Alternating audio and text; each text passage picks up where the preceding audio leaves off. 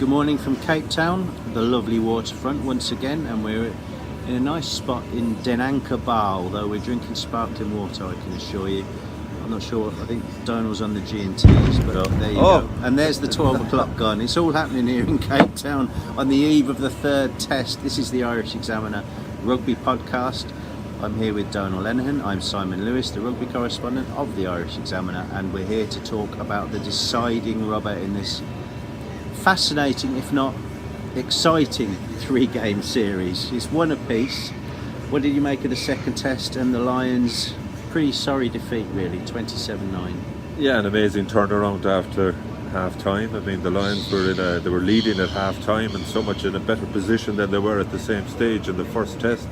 To be quite honest, at that stage, if you were told to be beaten 21-0 in the second half, you wouldn't believe it.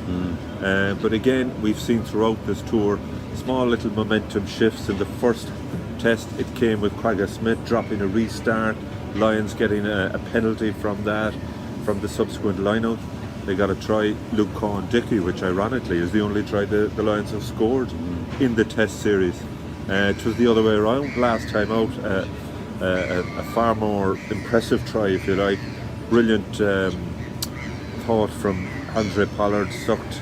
He saw Watson had come up off the wing, lovely chip in behind the defence, and Makazola Mapimpe, who has impressed in the two tests for me, even off limited possession, scored a try which really lifted the Springboks at a time when they needed some form of injection, and it went downhill from there. The manner with which the Lions set piece fell apart, scrum in particular. Diager then came on and made a massive impact. 55 minutes into the game, really, I think the impact he had on both their line-out, which enabled them to set up their maul, and also from restarts. I mean, where the Springboks had been sloppy, all of a sudden they were commanding in the air. That enabled them to get the front foot. Their kicking game became so much better, and let's be honest, the Lions back three fell apart. I mean, they wouldn't catch a cold given the way that second half went. And discipline as well. Discipline evaporated. Absolutely. I mean, I think penalty count against the Lions was 8-2 in that second half. They gave away 15 penalties in total in the second test. And, 10 is the magic number. You can't afford to give 15. And penalties are the lifeblood for the Springboks, because from penalties, they either kick for the poles, and Pollard, even though he hasn't been sort of hitting the 100% mark, he's been effective. If they're too far out from the penalties, they'll go to the corner, and that enables them generate the line out, gives them the ball. I mean, the big factor for me was the fact that Springboks had only 4 lineouts throughout the whole first test. They had 8 lineouts alone, and 12 in total in the second half. 8 lineouts alone in the second half. And that platform enabled them to do what they do best, and that is strangle the life out of you, punish the game, slow it down, and that lack of tempo, I think, really killed the Lions in the end. Yeah, that's certainly been a focus for Warren Gatland and his coaches this week, the lack of tempo and kind of kicking themselves for getting dragged into it as well, like rising to the bait, playing into that time-wasting aspect of the Springboks game that, all right, we'll have a little, melee here and there, and that'll slow things down again. And the Lions just couldn't get going in that test. Yeah, look, it was awful. Not sure what it was like to watch on the television. It's well documented at this stage. The second half was 116 minutes long. I think the TMO interventions took about 20 minutes. Yet the ball in play time was just over 30 minutes. I mean, that is shocking. It's not a great advert, is it? No, it's not. And look, it's really frustrating when you're a team that wants to generate tempo. You want to have tap and goes. You want to go. And the Springboks are going down injured every 2 minutes. Then you just can't achieve that. And I think there's an onus on the officials to address that issue. Fine, if a guy is injured, he's injured. But even, there was a time, that you'd only get a 1 minute break for an injury. Now it's almost like a timeout in American football. It's just, everybody takes a break, and there's water comes on, and it's so stop-start. You achieve nothing.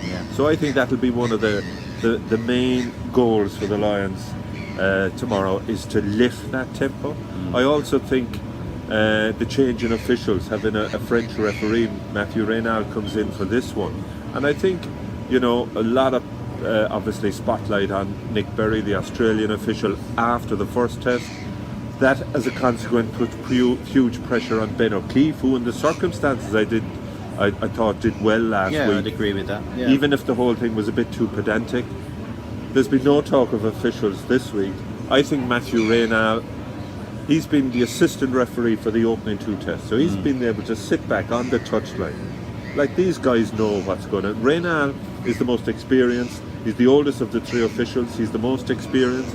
He's also has a direct line. Joel Jutz is if you like, the refereeing guru for World Rugby. I have no doubt he'd been onto his buddy during the week and just getting a couple of leads from him. And he may be French, but he's a Six Nations official as well. That can't do the Lions any harm. No, I think it'll help the Lions. Communication will have to be simpler. To be fair to Reynal, I'm not 100% sure just how good his English is. So, but that's a good thing in a way, because the messages have to be concise, short, sharp. But while it's a good thing in the context of control, I'm not so sure it'll be a good thing from the point of view that French referees, by their nature, tend to reward the team that's going forward. They have a more simplistic approach to things like scrums. If you like, it's old-fashioned interpretation. If the team is going forward, they're the better scrum. Yeah. And that might be something that the Springboks could benefit from. It's certainly one area psychologically where they look to really punish it. And for me, the key element there is going to be Wyn Jones. Had been selected at loosehead for the first test. The Lions, he's the 3rd starting loosehead in the series. Rory Sutherland got the first test, didn't quite work out. Mako Vunipola, second test, again he suffered badly as the game went on, and Sutherland didn't have an impact off the bench. So I think the Lions will be putting a huge amount of stock in the solidity that Wyn Jones brings to the early scrums.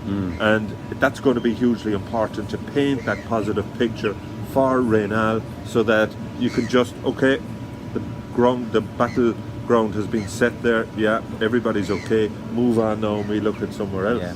And just moving on to the other changes, of course, next to Wyn Jones is his Scarlets and Wales teammate Ken Owens at hooker as well.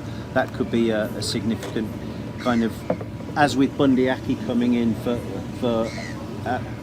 inside centre, moving out Robbie Henshaw, there's an all-island combination at midfield, and these changes have all brought a bit more continuity to the Lions, do you think? Yeah, I think so. Well, it brings comfort. Yeah. In a game of this magnitude, it's certainly it's easier when you're so familiar with the guy next to you. I mean, we've seen it throughout the tour, on and off the field. But now have been like the terrible twins. They've been inseparable, and they're so comfortable with each other. I'm actually looking forward to seeing Robbie getting an opportunity at 13, maybe a little bit more space available to him. I think he'll feed off Bundyaki. I mean, that he's been brought in really, to challenge the gain line when the Lions have possession, but secondly to stop Damien Dialande, who's been, I think, outstanding in this series. I mean, you look at him, he reminds me of a player, he's comfortable at whatever level he's at. There's been times with Munster where, he's been at a certain level. I think he adapts to what's happening. It could be a Pro 14 game against the Dragons or someone, he'll just do enough. But when it's required of him to step up to the next level, he's done that. So Bundyaki has a job there, but again, there's plenty of familiarity. Munster and Connacht would have played against each other on so many occasions last year. There's going to be no surprises.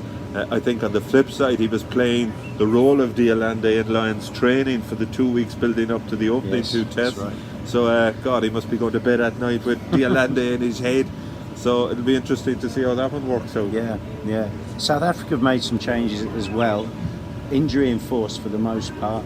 No Faf de Klerk, no Peter Steph de Toit in the back row. So significant changes at 9 and on the open side of the back row. What do you make? How will that impact the way the Boks are going to address this game? Well, I think they're going to have to play slightly differently given that de Klerk isn't there. I mean, let's be honest, for me, Peter Steph du Toit, Faf de Klerk, Handré Pollard, they're probably the 3 most influential players on that Springbok team, and 2 of them are now missing. On the flip side, the Lions, again, I have never seen the Lions get to a third test in a series without having anybody injured. It's absolutely phenomenal. Now that Finn Russell is back and he's available, to have the whole 40 players they have in the group available for selection, it's never happened before in the Lions series. And 'tis the home team are the ones really who are struggling from that point of view. I think Cobus Reinach, I haven't seen him play a whole lot for Montpellier in the last year, but certainly when he was playing for Northampton, your own club in the Premiership, alongside Dan Biggar.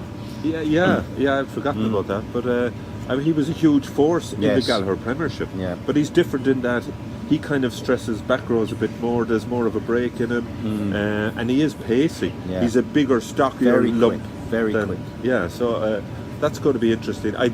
And an intercept threat as well. He loves looking for an intercept, which again puts... But the Lions have to pass the ball to intercept it. I think Dan Biggar only passed it 3 times from the entire test, so he'll have to pick his moment. Yeah, exactly, yeah. But it's that. I mean, Reinach in particular, he's not Faf de Klerk, but he's still a threat. He is, but Faf de Klerk's box kicking has played a major role for the Springboks. I mean, we all know just how influential that kicking game has been. So does that mean that there'll be more pressure on Pollard now to deliver the kicking role? I haven't seen Reinach, as I say, in terms of his kicking game. Now, he did come on, he played in that A game back, God, it seems ages ago now. And 3 weeks.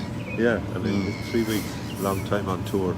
But he was influential that night. The other one, Peter Steph-Dutoit, is a massive loss. And as a consequence of that, I think the Springboks have compromised.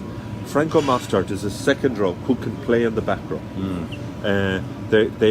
Once they sort of replaced the 3 totems in the lineup by bringing on De Jager as an option to both Etzebeth and Mostert, their whole lineup took off as well last week. That's why he's there. Plus, I think Mostert is actually a very good player. His work rate is phenomenal. He doesn't get the credit he deserves. Interesting for me, Jasper Wiese has been sort of retained out of necessity. That Dwayne Vermeulen was coming back in the sort of the big return. That was going to be the psychological boost that the Lions got when Alan Wynne Jones came back into the scene. Hasn't quite worked out. They reckon he's about a week off full fitness. So Wiese, who was taken off last week, and didn't have a great game. You just wonder what his mindset is coming into this one. Will he be so relieved and delighted to get the opportunity that he's going to burst out of the blocks? Or if he drops that early ball from the restart, I think that's going to have an impact, because the Boks now, they've no second row replacement on the bench, which is huge for them. Obviously, R.G. Snyman is, he's been ruled out. Mostert would be, they'd hope that he'd go 80 minutes and he'd move back into the second row. But they have what they call 2 fetchers, Van Straden and Quagga Smith, who are more ground players, if you like. And they've moved to a 5-3 bench as well. Yeah, and Morne Steyn, 37 years of age, hasn't played for the Springboks, I think, since 2016. I mean, you go back, his first cap was that incredible day in Loftus Versfeld 12 years ago. I'll never forget the crowd. Ruan Pienaar, former Ulster scrum half, was the 10 for the Boks, missed a couple of kicks, and Frans Steyn is a bull, so he was at home in his ground, and all the crowd, I was doing commentary, and all the crowd in front of us, Peter de Villiers was the Springbok coach in the box directly behind us, but all the crowd turned around to the box, their backs to the action on the field. They started demanding Morne Steyn, and the pressure on de Villiers was growing. He'd no choice but to put him on. Brings him on for his first cap, and he ends up being the hero with that kick at the death. You just wonder, could history repeat itself? Yeah, what price on that? Well, to be great Steyn comes on and he's presented with this. Yeah, I mean, it would be incredible. History does a habit of repeating itself, but I think that 5-3 split, that's what they had in the first test. They weren't able to bring on the ammunition up front that sort of closed out the game. And that was a key factor in that first test. It was. Yeah. So how's this going to play out, Donal? Where are we going to be in 48 hours time or 24 hours. I've lost track of where we are. I think it's Friday, isn't it? It is Friday. Yeah. It's lunchtime. And just for the clarity, I am also on sparkling water, not gin and tonic. Not yet, anyway. Yeah. But So how are you seeing this third test? Will history repeat itself in a positive way for the Lions, a la 1974, a la 1997? You'd like to think so, because I think they'll be huge. It's been such a difficult tour with so many challenges in so many ways. Provincial games really were rubbish. We're now playing the 5th game in a row in the Cape Town Stadium, so like there's no kind of a home advantage even. There's no crowds, so everything has been put on the Lions' table in order to win. I think the only thing that will save the tour is a series win, because I think there's been I just don't think people have engaged in the tour as much for all those reasons that we've highlighted. So I think it's vitally important that the Lions finish the thing on a positive. I think they're capable of doing that on the basis that as we mentioned, the Springboks are missing 2 key individuals. I think the changes that the Lions have made, I mean, God, I just can't understand how Liam Williams hasn't started a test for the Lions, wasn't even on the bench last week. You know he will be up to the aerial challenges. The question, of course, of whether the Springboks will kick to him. Will they keep the focus on Duhan van der Merwe? I mean, Williams can cover the entire backfield, but I think he'll be a positive influence. Wyn Jones, as I mentioned, scrum-wise, they've gone for broke, the Lions, in picking both Sam Simmons and the ace juggler, if you like, in Finn Russell, and we have to speak about him. Yeah. The reason he was selected in the first place was to bring something different. So I think it would have been a dereliction of duty almost from the Lions had they not selected him on the bench, because they may need that. He could yet be the point of difference in that last 20 minutes. But all that is irrelevant unless the Lions can win, not just win ball, but win quality ball, and try and retain it where they build through 3 or 4 phases, at least to stress the Springboks out wide. We all know the Springboks, they defend narrowly. The Lions haven't found a way to get around that defence as of yet. If they're going to win it, you'd imagine they have to score at least 2 tries. Absolutely. Something not many teams have done against the Springboks since 2019. No, it isn't, but look, you've a lot of, I think Gregor Townsend really has to earn his corn this week. The bottom line is he is the attack coach. You know exactly what's coming. Like we could predict before the test series what was coming. Nothing has happened in the last 2 weeks. The Springboks, apart from maybe changing their kick-off strategy last week, did anything different. They just did it all better.